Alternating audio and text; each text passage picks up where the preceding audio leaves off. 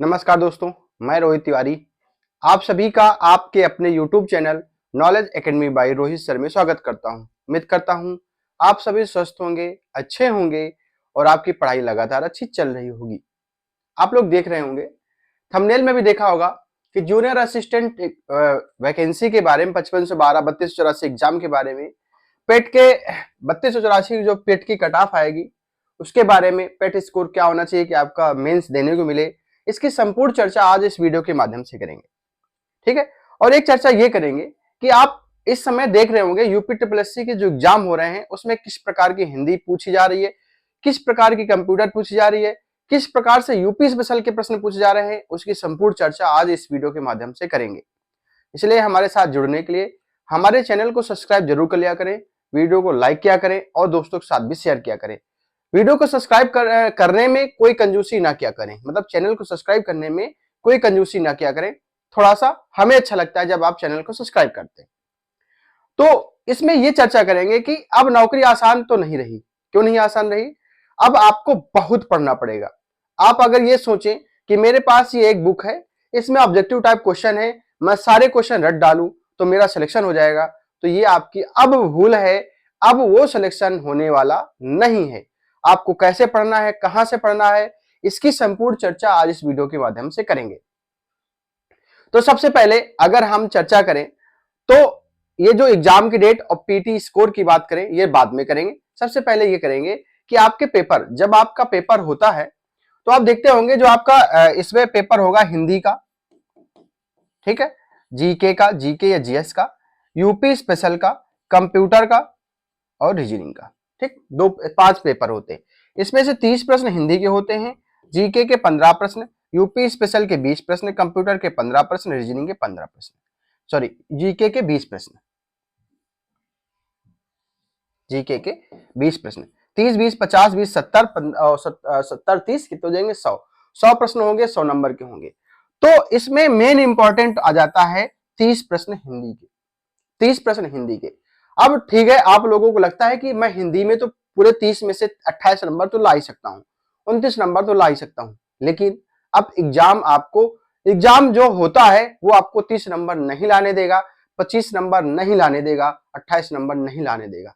लाने तब देगा जब आपने विस्तार से पढ़ाई करी है। विस्तार से कैसे?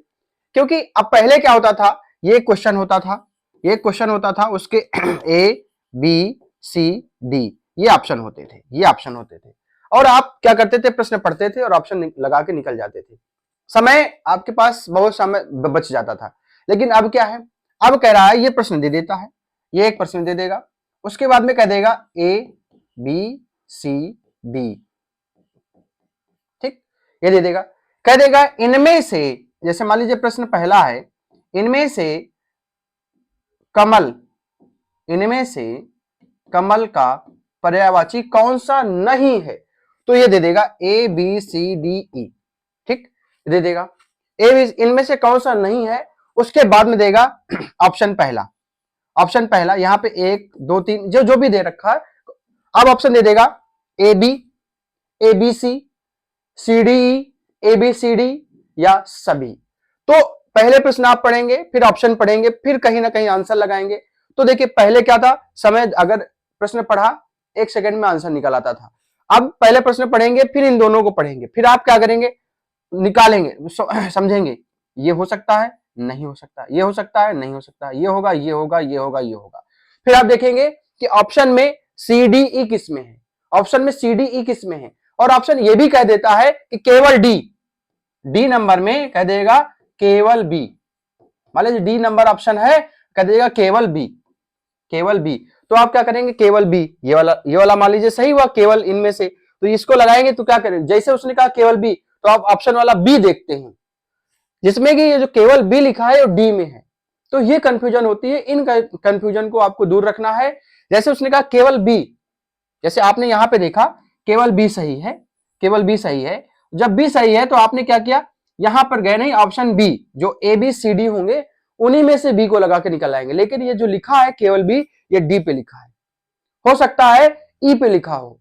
तो इन सब चीजों को ध्यान में रखना है। अगर आप इन सब चीजों को ध्यान में रखेंगे तो आपके प्रश्न सही होंगे, अन्यथा आप गलत होने के चांस बहुत हो गए हैं प्रश्न को, क्योंकि प्रश्न आपको घुमा फिरा के पूछेगा। जहां हमारा समय लगता था एक प्रश्न को सॉल्व करने में 2 सेकंड या 5 सेकंड, अब समय लग रहा है 30 मिनट, 30 सेकंड, 35 सेकंड, 40 सेकंड। अगर आपने दोबारा पढ़ लिया तो 1 मिनट पूरा पूरा आपका प्रश्न हिंदी का ले जाता है। और ये चीजें होती हैं क्योंकि जब आप घर में सॉल्व करते हैं तो सेम प्रश्न, यही प्रश्न आप 10 सेकंड में सॉल्व कर लेते हैं, लेकिन जब पेपर में होता है तो आपके मन में चलता है कि मैं ऐसा तो एक बार दोबारा पढ़ लूं, एक बार जब दोबारा पढ़ूंगा ऐसा तो नहीं इनमें से कोई नहीं, या इनमें से कौन सा पूछा है, इनमें से कौन सा सही पूछा है। तो इन सब चीजों में 2 बार आपको प्रश्न पढ़ना पड़ता है। जब आपको 2 बार प्रश्न पढ़ना पड़ता है तो कंफ्यूजन बढ़ जाती है और आपके प्रश्न गलत होने की चांस बढ़ जाते हैं। तो इन सब चीजों को ध्यान में रखना है। अब आपको जो भी चीजें पढ़नी है, जैसे आपने कमल का पर्यायवाची पढ़ा, कमल के पर्यायवाची पढ़े तो सारे आपको याद होने चाहिए, क्योंकि अब वो चीज नहीं रहेगी कि इनमें से कौन सा सही है या कौन सा गलत है। वो दे देगा, ऑप्शन दे देगा कि इनमें से कौन से सही है, कौन कौन से सही है या कौन कौन से गलत है। अब अगर ये दे देगा ना तो आपको पर्यायवाची कमल की है, आपने कुछ मेन पर्यायवाची याद कर ली, फिर ऑप्शन में देखा, जो ऑप्शन में आ गया आ गया। जैसे विसर्ग संधि है, विसर्ग संधि कह देगा ये इनमें से कौन सा विसर्ग संधि का उदाहरण नहीं है, तो आप ढूंढते रहेंगे। तो अब क्या हो गया है, पहले आप अगर 100 प्रश्न पढ़ते थे और मान लीजिए आपने एक कोई चैप्टर पढ़ा, संज्ञा पढ़ा, संज्ञा में आपने मेन चीजें पढ़ ली कि इसके अलावा अगर कोई आएगा तो मैं उसमें तो टिक कर लूंगा कि 4 ऑप्शन होंगे, 4 में से हमको 3 तो आ रहे होंगे, जो एक नहीं आ रहा होगा वही हमारा आंसर होगा।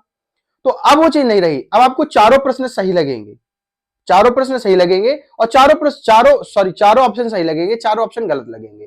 तो यहां पर निकालना तब होगा जब आपको चारों प्रश्न के आंसर पता होंगे, तभी आप इस प्रश्न को सॉल्व कर सकते हैं। अब तो ऑप्शन 5-5 हो गए हैं, अब तो ऑप्शन 5-5 हो जाएंगे। अब अगर ये चीज दे देखिए ऑप्शन मान लीजिए 5 है और दे दिया जाएगा यहां से ABCDEFG तक दे देते हैं, ठीक है, 6 दे देते हैं। अब 6 में से हमको निकालना है इनमें से कौन सा सही है, फिर ऑप्शन में देखना है, फिर ऑप्शन में टिक करना है, बहुत कठिन है। अब वो समय नहीं रहा कि आप 100 में से 80 नंबर ले आएंगे, 85 नंबर ले आएंगे, 90 नंबर ले आएंगे। अब अगर 60 नंबर भी लाते हैं ना तो बहुत बड़ी बात है। अगर नहीं पता है, नहीं आपको लगता है, तो अभी फिलहाल में हाल ही में एग्जाम यूपी ट्रिपल एससी के हुए हैं। UP triple SC junior assistant 1262 का एग्जाम देख लीजिए, उसके बाद जो भी एग्जाम हुए हैं वो खतरनाक टाइप के हुए हैं, चाहे वो हिंदी हो, चाहे जीएस हो, चाहे यूपी स्पेशल हो, चाहे कंप्यूटर हो। सारे प्रश्न जैसे हिंदी है, हिंदी के ऐसे आने लगे हैं, यूपी स्पेशल के आने लगे हैं, कंप्यूटर के आने लगे हैं। सारे प्रश्न में 5 ऑप्शन है, 5 ऑप्शन में भी आपको ढूंढना है। कभी कभी और क्या होता है, चारों ऑप्शन नहीं मिलेंगे, डी मिल जाएगा, ई मिल जाएगा, तब क्या करना है, तब हमें सारी चीजें विस्तार से पढ़नी है। अब वो चीज नहीं रही कि हम एक बुक उठाए, एक बुक उठा करके ऑब्जेक्टिव टाइप क्वेश्चन रट डाले, वो चीजें नहीं है। अब चीजें जो आपके पेपर में प्रीवियस ईयर पूछी गई हैं, जरूरी नहीं कि वो प्रश्न पूछे जाए। अब आपके पेपर में कुछ ऐसी ऐसी चीजें पूछता है जो कभी आज तक पूछी ही नहीं गई पेपर में, ठीक है। जैसे आपने आपसे लाल किला पूछ लेगा, लाल किला के मुख्य द्वार का नाम क्या है, ये पूछ सकता है। आगरा का किला है, पश्चिमी द्वार का नाम क्या है, इस तरह के प्रश्न पूछ लेगा जो आज तक आपके पेपर में पूछे नहीं गए हैं। इस तरह के भी प्रश्न आपको ध्यान दीजिएगा, आपको जितना हो सके, जैसे आप कंप्यूटर पढ़ रहे हैं या यूपी स्पेशल पढ़ रहे हैं, तो यूपी स्पेशल मान लीजिए एक एग्जांपल दे रहे हैं कि जरूरी नहीं कि आप हमसे पढ़ें, जरूरी नहीं। मान लीजिए अगर यूपी स्पेशल हम पढ़ा रहे हैं तो आप यूपी स्पेशल का एक बार हमारा देखिए, हमारा वीडियो देखिए, उसमें ये देखिए कि आपको कौन सा प्रश्न आता है, जो प्रश्न नहीं आता है उसको नोट करो, उसको तुरंत नोट करें। फिर देखें, फिर यूपी स्पेशल का सर्च करें, कोई दूसरा पढ़ा रहा है यूपी स्पेशल, उसको भी देखें, उसके जो प्रश्न नहीं आ रहे हैं उनको नोट करें। जब इस तरीके से आप यूपी स्पेशल जो आपको प्रश्न नहीं आते हैं 4 लोगों से देखिए, एक जरूरी है, एक लोगों से, सारी चीजें फ्री है, कोर्स लेने की भी जरूरत आपको नहीं है, किसी भी चीज का पैसे से जरूरत नहीं है। यूट्यूब में बहुत कंटेंट है, यूट्यूब में आप कितना भी कंटेंट फ्री में पढ़ सकते हैं। तो ऐसा नहीं कि फ्री वाला खराब पढ़ा रहे हैं, फ्री वाले भी सही पढ़ा रहे हैं। तो आप जिस सभी से पढ़िए, ये आप ये मत एक पे डिपेंड मत रहिए। अगर आपको कोई चीज बता रहा है कि ये प्रीवियस ईयर है तो बिल्कुल नहीं, हमें क्या पढ़ना है, हमें प्रीवियस ईयर के साथ साथ में हमें वो प्रश्न पढ़ने हैं जो पेपर में पूछे नहीं गए आज तक, क्योंकि वे पेपर में पूछे जाने की अब संभावनाएं हैं। ऐसे ऐसे प्रश्न दे रहे हैं कि आपको समझ में नहीं आएगा। पीछे विगत वर्षों में प्रश्न देखिए, विगत वर्षों, अभी हाल ही में जो पेपर पूछे गए हैं उनमें देखिए कैसे कैसे प्रश्न आए हैं, ठीक है। कंप्यूटर है, कंप्यूटर आप 15 में से ये समझ के चलिए हमें 10 क्वेश्चन करना है, 15 में से 10 क्वेश्चन करना है, 10 अगर कर लिए, 10 में से 8 सही हो गए ना तो आप पार हैं, इससे ज्यादा कोई नहीं ला पाएगा। अब इस तरह का कंप्यूटर पूछने लगा है। अब इनपुट आउटपुट, ये रैम रोम कुछ नहीं पूछा जाता है, 15 क्वेश्चन में 3 क्वेश्चन ये रैम रोम इनपुट आउटपुट, बाकी सारे प्रश्न बहुत बेहतरीन पूछे जाते हैं, बहुत कठिन पूछे जाते हैं। हम इन सब चीजों को ध्यान में रखें, ध्यान दें। अब इसके बाद में बात करेंगे 5512 के एग्जाम डेट की। तो ये मत सोच के चलें कि हमारे जून में होगा, जुलाई में होगा, अप्रैल में होगा। आप ये मान के चलें हमारा पेपर मई में होगा। अब ये अपने दिमाग से निकाल दें 18 मई, 27 मई, 22 मई, 25 मई, Sunday, Saturday, Tuesday, Wednesday, Thursday, Friday, ये सब दिमाग में हटा दें। आपको ये सोच के चलना है मेरा पेपर मई में होगा, मैं तैयारी मई की करूंगा। जून में हो जाएगा तो मेरे लिए रिवीजन का मौका मिलेगा, लेकिन पेपर जून में नहीं होगा, पेपर आपका मई में ही होगा। ये मान के चलें अगर जून में हम करें, जून में 10 जून को हो जाता है तो 10 दिन का हमारे पास समय मिलेगा। मेरी तैयारी मई की हो गई है, मेरी तैयारी पूरी भरपूर मई की हो गई है। अगर 10 दिन पेपर बढ़ता है, 10 दिन की डेट बढ़ती है तो मेरे लिए तो ये तो सोने पे सुहागा है ना। मैं उन 10 दिनों में और बेहतर कर लूंगा दूसरे से।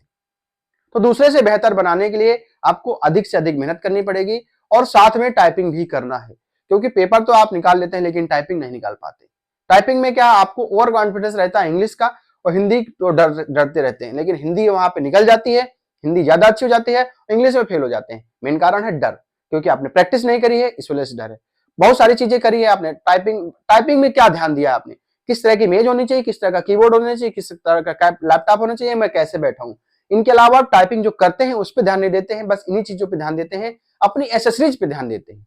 अगर आप एसेसरीज को ध्यान में हटा करके अगर आप टाइपिंग की तैयारी करें, सही से प्रैक्टिस करें, तो आप टाइपिंग बिल्कुल पास हो सकते हैं, कोई बड़ी बात नहीं। आप टाइपिंग 6 महीने में भी सीख सकते हैं, आप टाइपिंग 1 साल में भी सीख सकते हैं, आप टाइपिंग 1 महीने में भी सीख सकते हैं। बस लगन से आपको टाइपिंग सीखनी पड़ेगी, क्योंकि टाइपिंग जो है वो आपका थोड़ा सा बोरिंग सब्जेक्ट है, तो आपको मन लगा करके फ्री दिमाग से फुटकर में टाइपिंग करनी है। तो मुझे लगता है मेरी सारी बात आपको समझ में आई होगी।